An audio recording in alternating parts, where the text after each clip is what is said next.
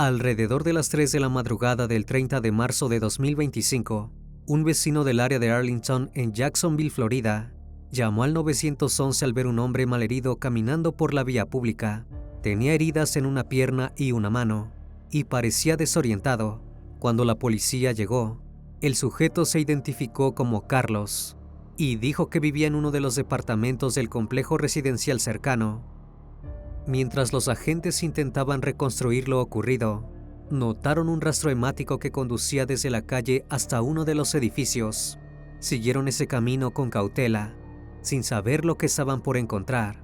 Al ingresar al departamento donde las manchas desaparecían, hallaron un cuerpo, que más tarde se sabría pertenecía a Yanelis Casales, una mujer cubana de 30 años.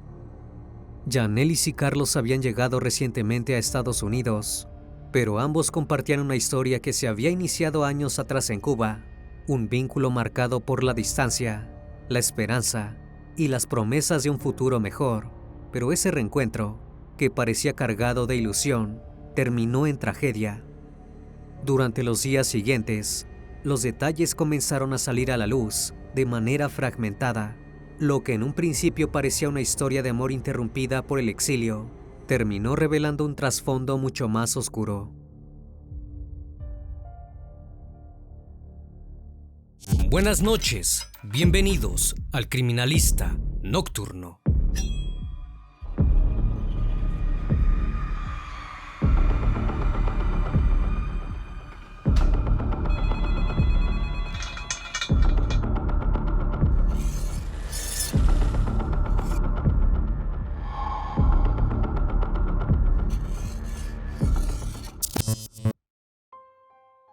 Yanelis de la Caridad Casales Antón, como era su nombre completo, tenía 30 años y había dejado atrás su ciudad natal, Santiago de Cuba, en busca de un futuro mejor. Quienes la conocían la describen como una mujer amable, trabajadora y con un fuerte deseo de progresar. Siempre tuvo una energía positiva que contagiaba a quienes la rodeaban y mantenía la esperanza firme a pesar de las dificultades. Había llegado a Estados Unidos durante 2022, atravesó Nicaragua, Honduras, Guatemala y México, hasta finalmente cruzar la frontera hacia los Estados Unidos. Al llegar, se instaló en Jacksonville, Florida, el llamado Estado del Sol, donde reside aproximadamente el 70% de la comunidad cubana en el país. Allí comenzó desde cero, enfrentando los retos propios del desarraigo y la adaptación cultural. Logró establecerse legalmente mediante el formulario I-220A, una medida migratoria que permite a ciertos solicitantes de asilo permanecer en el país bajo supervisión mientras avanza su trámite.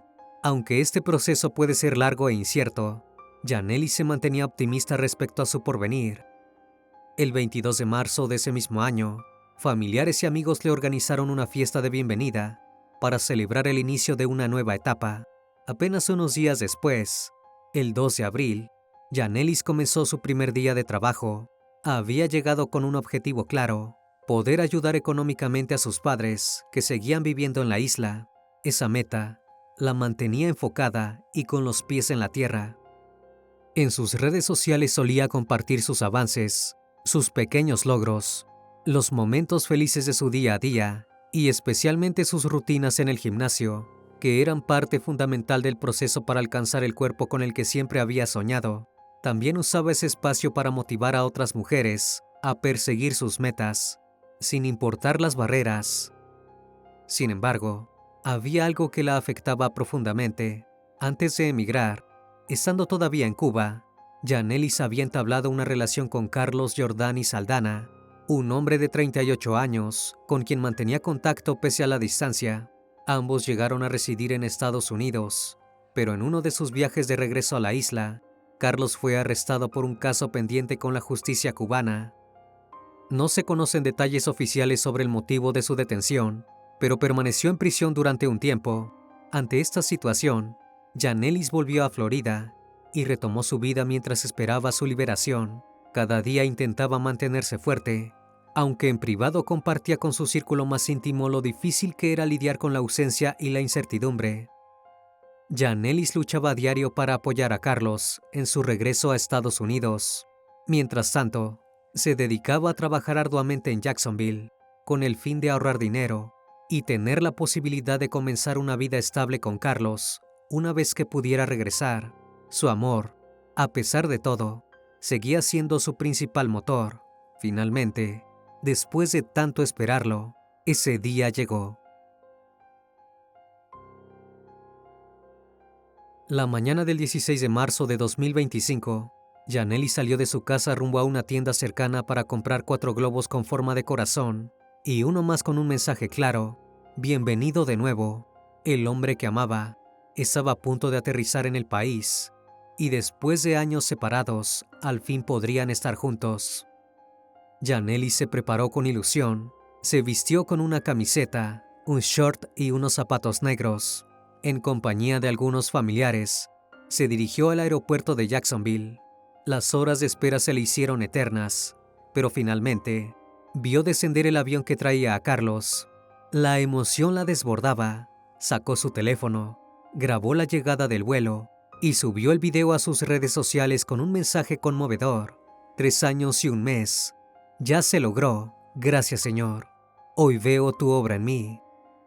Durante los primeros días todo parecía calma. Janely y Carlos compartían tiempo juntos e intentaban recuperar su vida cotidiana. Hasta se mostraban ilusionados con la posibilidad de empezar de cero. Ella le contaba todo lo que había vivido desde que se había instalado en Jacksonville e intentaba que Carlos lograra adaptarse a la nueva vida. Todo parecía listo para que por fin pudiera vivir lo que tanto habían deseado. Sin embargo, la madrugada del domingo 30 de marzo de 2025, todo se quebró. Alrededor de las 3 de la madrugada, un vecino del complejo residencial ubicado sobre Arlington Expressway en Jacksonville llamó al 911. Había visto a un hombre caminando con dificultad, ensangrentado, en plena vía pública. Cuando la policía llegó al lugar, encontró a Carlos Jordani Saldana, con cortes profundos en una pierna y en una mano. Estaba confundido, herido, y no daba explicaciones claras. Los agentes supusieron que podía haber sido víctima de un intento de robo o de una pelea callejera, pero algo les llamó la atención. Sobre el asfalto había un rastro de sangre que no terminaba ahí. El rastro conducía hacia uno de los departamentos del complejo. Los oficiales lo siguieron y al entrar, encontraron una escena aterradora. En una de las habitaciones sobre el suelo estaba Janely Casales, con el cuerpo cubierto de heridas punzocortantes. La joven había sido atacada con brutalidad, había recibido más de una decena de puñaladas, y aunque los paramédicos llegaron rápidamente, no hubo nada que pudieran hacer. Janely había fallecido. Carlos había sido el único presente. Las heridas que tenía, según los primeros reportes, parecían autoinfligidas. La policía lo detuvo inmediatamente como principal sospechoso del crimen. Para quienes conocían a Janely, la noticia fue un golpe seco. Nadie lo esperaba, nadie lo imaginaba.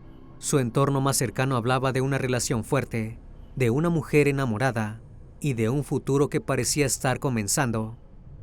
Pero puertas adentro, algo había fallado, y lo que pasó esa noche dejó muchas preguntas abiertas. ¿Qué ocurrió realmente en ese departamento? ¿Quién era realmente Carlos Jordani Saldana? Desde Santiago de Cuba, la familia de Janely no encontraba consuelo. Su padre y su hermano, visiblemente afectados, hablaron con los medios locales. ¿Cómo puedes pensar que está un padre y una madre cuando era mi única hija?, expresó con dolor el hombre. Sin poder ocultar el impacto de lo sucedido, también se mostró sorprendido por el hecho de nunca haber notado ningún rasgo violento en Carlos. Además, los familiares y amigos de Janely desconocían por completo el historial delictivo de Aldana en Cuba. La pareja había decidido convivir en el mismo departamento, donde días más tarde se produciría el crimen. Amigos cercanos señalaron que a pesar de los obstáculos del pasado, Janely y Carlos tenían planes concretos de establecerse juntos en Florida. Según confirmaron las autoridades, no existían denuncias previas por violencia doméstica por parte de la joven, y tampoco se informó si Aldana tenía antecedentes penales en Estados Unidos, ni si había alguna restricción legal respecto a su vínculo con la víctima. Entre los indicios clave reunidos por los investigadores, apareció una grabación escalofriante. Las imágenes provenían de una cámara de seguridad ubicada en el complejo de departamentos y no mostraban el rostro de Carlos, pero sí registraban el momento en que aparentemente confesó el crimen. Esta grabación se volvió central en la investigación. La grabación había sido captada por la cámara de vigilancia de un vecino. En ella se escuchaba la voz de un hombre diciendo con frialdad: "La asesiné". Quien recibía esa confesión parecía ser otro residente del edificio, también cubano, que no podía creer lo que acababa de oír. "Tú estás loco", le gritó, visiblemente impactado, mientras le advertía que no pensaba limpiar nada de lo que había dejado atrás. El hombre, al parecer, se encontraba en estado de shock. En las imágenes también se observaba el rastro de sangre que Carlos fue dejando al caminar con una herida abierta en su pie izquierdo. 17 minutos después de ese inquietante registro, 2 agentes de policía armados ingresaron por las mismas escaleras y detuvieron al responsable. El operativo fue rápido y contundente. Carlos Jordani Aldana fue trasladado bajo custodia a un hospital local para recibir atención médica a causa de sus heridas y luego fue ingresado en la cárcel del condado de Duval. Según informó la oficina del sheriff de Jacksonville, se trató de un caso de violencia doméstica y el detenido fue acusado formalmente por asesinato en segundo grado. El lugar de los hechos fue descrito como extremadamente violento. No había dudas de la brutalidad. El sujeto enfrenta el cargo de asesinato en segundo grado, una figura penal que en el estado de Florida se refiere a homicidios cometidos con intención de causar daño o privar de la vida, pero sin premeditación. Sin embargo, el hallazgo del cuerpo de Yannelis, con al menos 13 puñaladas, despertó una ola de indignación. Para sus allegados, semejante violencia no podía ser producto de un simple impulso. Creían que había existido una planificación previa. El dolor por la pérdida se multiplicó con la sensación de que la justicia no estaba actuando con firmeza. La acusación inicial pareció insuficiente para muchos. En redes sociales, familiares y amigos comenzaron a exigir que el cargo fuera elevado a asesinato en primer grado. Las publicaciones fueron compartidas cientos de veces, acompañadas de fotos, pedidos de justicia y mensajes que buscaban mantener viva la memoria de Yannelis. ¿Cómo va a ser segundo grado? Fueron 13 puñaladas. Esto fue lo planteado. En el video dije la asesiné. Él sabía lo que hacía, escribió Melanie Melissa Omoshon, amiga cercana de la víctima, en su perfil de Facebook. Su publicación fue compartida por decenas de personas que reclamaban justicia y rechazaban que el crimen pudiera ser minimizado por tecnicismos legales. Incluso días después del crimen, se organizó una vigilia frente al edificio judicial de Jacksonville. Velas encendidas, carteles con la foto de Yannelis y el clamor de justicia para la chica resonaron como un grito colectivo de dolor y frustración para quienes la conocieron. Ella era una mujer fuerte, luchadora y llena de sueños. Pensar que su asesino podría no recibir la pena máxima era simplemente inaceptable.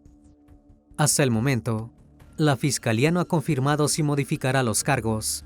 Elevar el caso a asesinato en primer grado implicaría probar premeditación, lo que conlleva una carga de pruebas más exigente. De ser hallado culpable de asesinato en segundo grado, Jordani Aldana podría enfrentar cadena perpetua, pero si el caso se eleva a primer grado y se comprueba la planificación, la sentencia podría ser la pena capital. Por ahora, el acusado permanece sin derecho a fianza y a la espera de su primera audiencia judicial. La investigación continúa en curso. Hasta el momento, la oficina del sheriff de Jacksonville no ha informado si el acusado cuenta con representación legal, ni si se ha brindado alguna declaración sobre lo ocurrido. Por lo tanto, el móvil del crimen sigue sin confirmarse oficialmente. Algunos medios han difundido la hipótesis de que se trató de un episodio motivado por celos, aunque esa versión no ha sido ratificada por las autoridades. Mientras tanto, el proceso judicial avanza con lentitud y la audiencia preliminar ante la corte aún no tiene una fecha definida. Desde Santiago de Cuba, el padre de Yannelis expresó su angustia a los medios. No entiendo qué pudo haber pasado, solo quiero que el cuerpo de mi hija vuelva para darle sepultura como merece. Cumplir ese sueño no fue sencillo. Para repatriar el cuerpo, la familia lanzó una campaña en la plataforma GoFundMe con el objetivo de reunir $16,000. En pocos días, lograron recaudar 15, gracias a la solidaridad de las personas. La comunidad cubana en Jacksonville también se movilizó para ayudar en el proceso. La oficina del sheriff confirmó que mantiene contacto con los familiares de la joven y con el consulado cubano para coordinar el traslado del cuerpo, pero incluso esa parte del proceso estuvo marcada por el desconcierto. En un video que circuló en redes sociales, se observa 4 hombres cargando el ataúd de Yanelis en un camión y alejándose del lugar. La funeraria alegó que el féretro no cabía en la bóveda prevista para el entierro, pero nadie supo decir con certeza qué ocurrió con el cuerpo durante varias horas. El caso de Yanelis no es aislado. Solo en los primeros 3 meses de 2025, al menos 9 mujeres cubanas fueron asesinadas fuera de la isla. Detrás de cada una de esas cifras hay historias truncadas, familias devastadas y comunidades que exigen justicia. Entre las víctimas figuran Evely Vega Beltón, Meriadelis Labrador Siles y Kerilenia Charles González. Ninguna de ellas fue asesinada en Cuba. Sus decesos ocurrieron en distintos países del extranjero, lo que pone en evidencia que los riesgos no terminan al cruzar una frontera. Estos crímenes revelan una realidad que muchas veces queda oculta entre las estadísticas de migración o los relatos idealizados del sueño americano, porque emigrar, para muchas mujeres, no significa necesariamente escapar del peligro. A veces, se trata de enfrentarlo en otras formas, como nuevos silencios, lejos de su red de apoyo y en un entorno legal o cultural que no siempre las protege.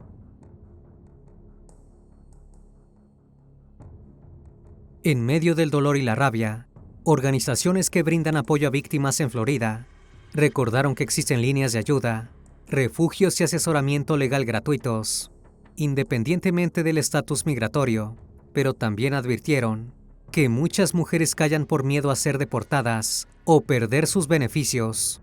La historia de Yanelis Casales resuena como una alarma, una que no debería ignorarse más. En el estado de Florida, existen múltiples recursos destinados a brindar apoyo integral a personas que atraviesan situaciones de violencia doméstica. Estos servicios incluyen líneas telefónicas de ayuda disponibles las 24 horas, albergues temporales, asesoría psicológica, asistencia legal y programas de reinserción. Todos estos recursos están pensados para acompañar a las víctimas en cada etapa del proceso, desde el momento de la denuncia hasta su recuperación física, emocional y económica. Una de las principales vías de contacto es la línea de ayuda estatal contra la violencia doméstica, accesible en todo el estado de forma gratuita y confidencial. También existen centros locales, como Coalición de Florida contra la Violencia Doméstica, que articula una red de más de 40 refugios certificados, que ofrecen alojamiento de emergencia, protección y atención personalizada. Además, muchas de estas organizaciones trabajan en conjunto con profesionales del derecho para brindar asesoramiento legal en temas sensibles como la custodia de hijos, órdenes de alojamiento o procesos judiciales contra los agresores. En algunos casos, también se facilita orientación migratoria, especialmente para personas que se encuentran en situación irregular. A pesar de la existencia de estos recursos, defensores de derechos humanos y medios de comunicación como Univisión han señalado una preocupación persistente. Muchas víctimas que no cuentan con estatus migratorio regular temen reportar abusos por miedo a ser deportadas o a enfrentar consecuencias legales. Este temor lleva a que numerosos casos permanezcan ocultos, sin intervención de la justicia ni acceso a la contención que podrían recibir. Por eso, las campañas de sensibilización y los espacios seguros para la denuncia resultan fundamentales en comunidades vulnerables. El mensaje es claro: ninguna persona debe sentirse desamparada por situación de inmigrante. La violencia doméstica no distingue nacionalidades, y en Florida, las herramientas para proteger y acompañar a quienes deciden salir de una relación abusiva deberían ser iguales para todos. Una vez, estimado público, agradezco su compañía. Gracias por estar presentes en esta nueva transmisión. Recuerden que pueden seguirme en redes sociales. Actualmente me encuentro en Facebook, Twitter, TikTok e Instagram. Y también pueden encontrarme en cualquier plataforma de streaming de audio de su preferencia. Me despido de ustedes con un fuerte abrazo, y si tú aún no estás suscrito, te hago la cordial invitación a que lo hagas y formes parte de esta gran comunidad. Eso es El Criminalista Nocturno. Hasta la próxima emisión. Buenas noches.